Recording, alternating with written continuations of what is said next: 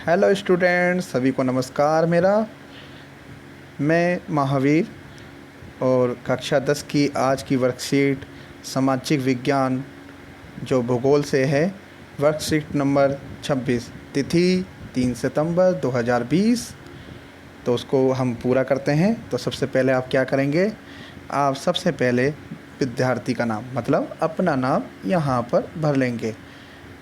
मैं आपको बता देता हूँ, यहाँ पर आप लोग अपना नाम भरेंगे। उसके बाद कक्षा अध्यापक का नाम यहाँ पर आ जाएगा।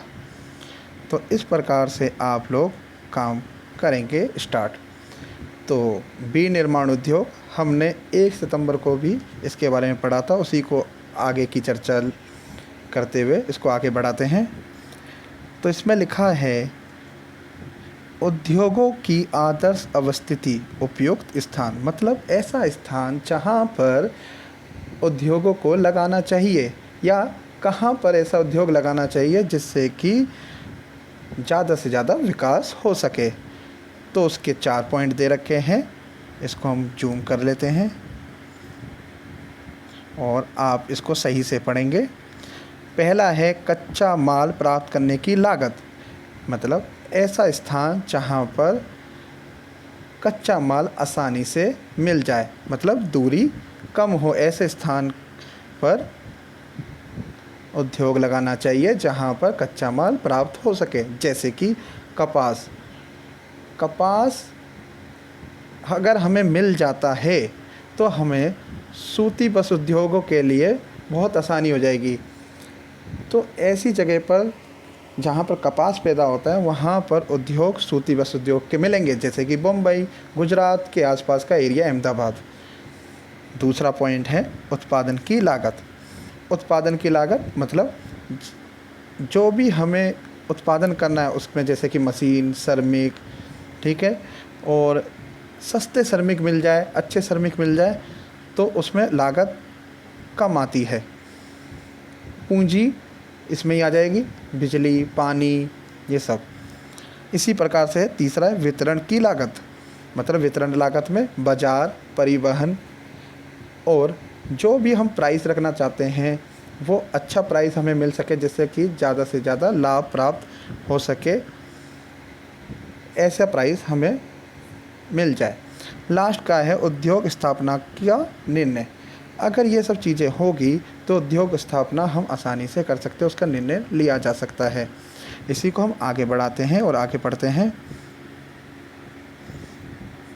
उपरोक्त प्रस्तुति उद्योग की स्थापना के पीछे जरूरी स्थिति को बताती है।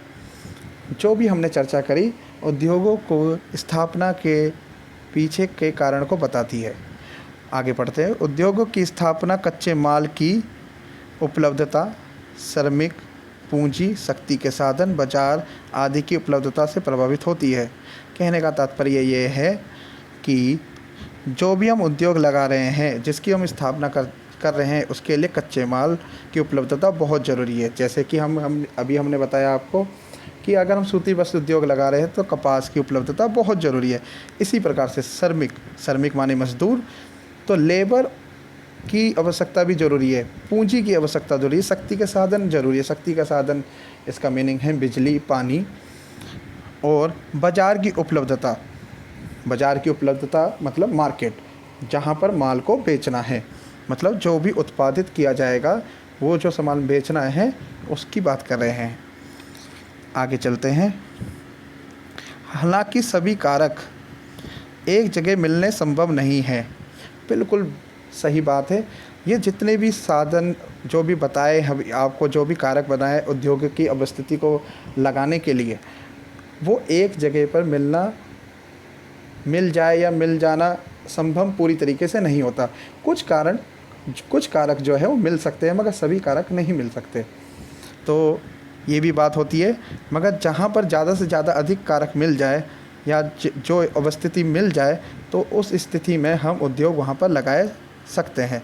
कुल मिलाकर उद्योग की स्थापना के लिए वही जगह उपयुक्त होती है जहाँ इनमें से ज़्यादातर कारक हो, मैंने अभी बताया, या कम कीमत उपलब्ध हो सके। अगर कम कीमत, जैसे कि सस्ते श्रमिक मिल जाए, तो ज़्यादा अच्छा है। परिवहन मिल जाए वहाँ पर तो बहुत अच्छा है, परिवहन कोई बहुत दूरी जाना ना पड़े, सस्ता माल वहाँ पर बड़ी आसानी से मिल जाए, कच्चे माल की उपलब्धता मिल जाए, तो इस तरीके से वहाँ पर उद्योगों को लगाया जा सकता है। आगे कह रहा है औद्योगिक प्रक्रिया के साथ साथ शहरीकरण भी होता है। बिल्कुल सही बात है। अगर हम उद्योग लगाते हैं तो वहाँ पर शहरीकरण भी ऑटोमेटिकली होने लगता है। कैसे? अगर वहाँ पर हम उद्योग लगा लेते हैं तो वहाँ पर मार्केट बनेगी, बाज़ार बनेगा, और जब उद्योग लगाएंगे तो उद्योगों के अंदर श्रमिक काम करेंगे तो रोज़गार की उपलब्धता होती है, रोज़गार मिलेगा और कम पैसे में उपभोक्ता को सामान आसानी से मिल जाता है। तो ये भी बहुत अच्छी बात है, इसलिए वहाँ पर शहरीकरण बढ़ता है। आप जहाँ भी देखेंगे कि जहाँ जहाँ इंडस्ट्री है वहाँ के आसपास या उसी एरिया में शहरीकरण बहुत तेज़ी से बढ़ता है, वो इसलिए ही बढ़ता है। आगे चलते हैं।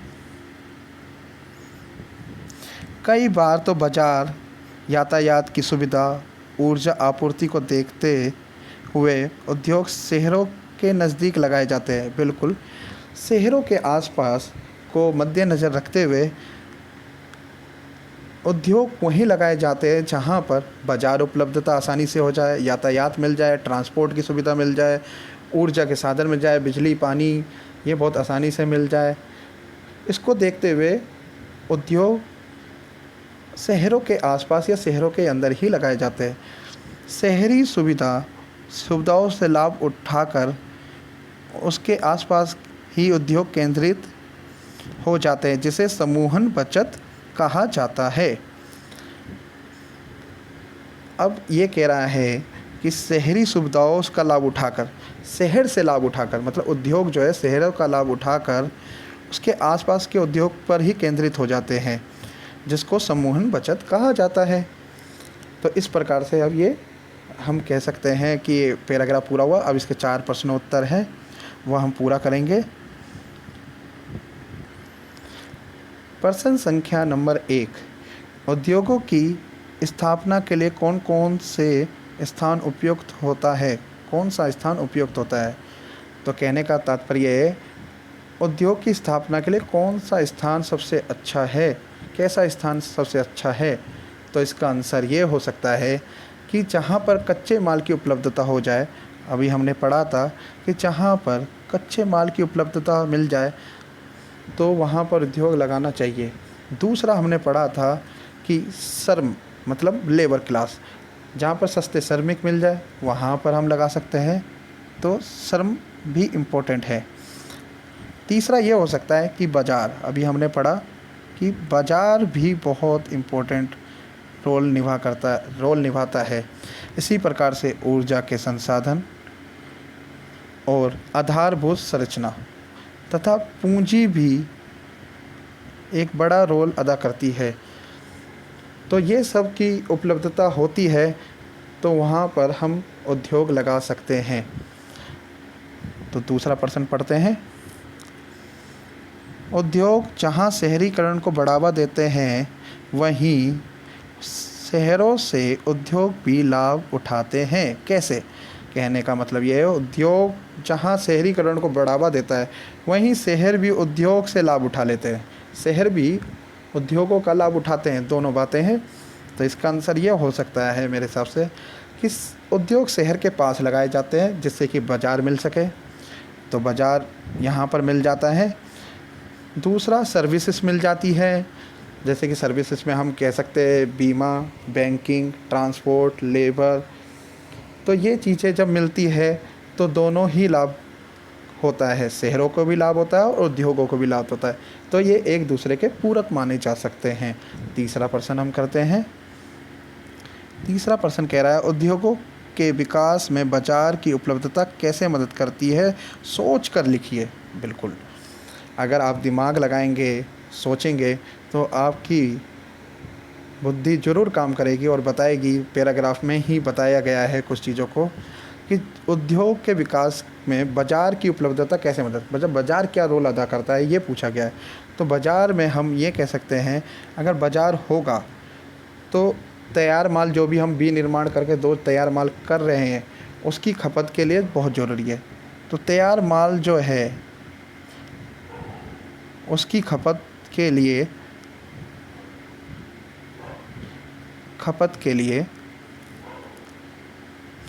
तैयार माल की खपत के लिए बाज़ार ज़रूरी है, पहला ये हो गया है। दूसरा इसी में हम कर सकते हैं, विनिर्माण से वस्तु विनिर्माण होगा तो उसका फ़ायदा तभी है जब बाज़ार उपलब्ध हो, तो दूसरा ये हो सकता है। तीसरा इसी प्रकार से परिवहन की लागत को कम कर देता है, बिल्कुल सही बात है। तो परिवहन की लागत जो हमारा ट्रांसपोर्ट है वो उसकी लागत को कम कर देता है,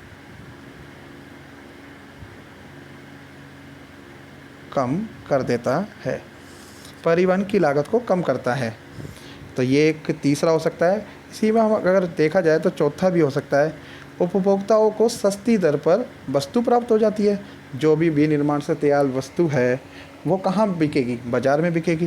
तो बाज़ार में बिकेगी तो सस्ते में भी तो बिकेगी। उपभोक्ताओं को क्या फ़ायदा होगा?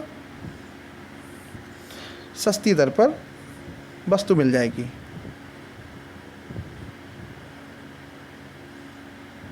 सस्ती दर पर वस्तु प्राप्त हो जाती है। तो ये तीसरा कारण हो सकता है, मैंने आपको लिख के भी बता दिया है। आई होप सो आपको समझ में ज़रूर आ रहा होगा। फिर एक चौथा प्रश्न है, इसको भी हम देख लेते हैं। ये कह रहा है, यदि आपको किसी उद्योग की स्थापना करनी हो तो सबसे ज़्यादा किन दो बातों पर ध्यान रखेंगे और क्यों? सिंपल सी एक दो चीज़ें हमने ऊपर भी डिस्कस करी है, वही हम यहाँ पर दोबारा से डिस्कस करते हैं कि कोई भी उद्योग की स्थापना करने के लिए दो चीज़ें बताइए जो आपके लिए अति आवश्यक है और क्यों। तो अगर हम देखा जाए तो जो श्रम है, श्रमिक है, वो सस्ते मिल जाए, अच्छे मिल जाए। कितना भी कंप्यूटराइज युग हो गया हो, कितनी ही मशीनीकरण हो गया हो, उपकरण आ गया हो, उसके लिए आज भी लेबर की ज़रूरत होती ही है। तो ये कारक हो गया एक। दूसरा हो सकता है कच्चा माल। कोई सा भी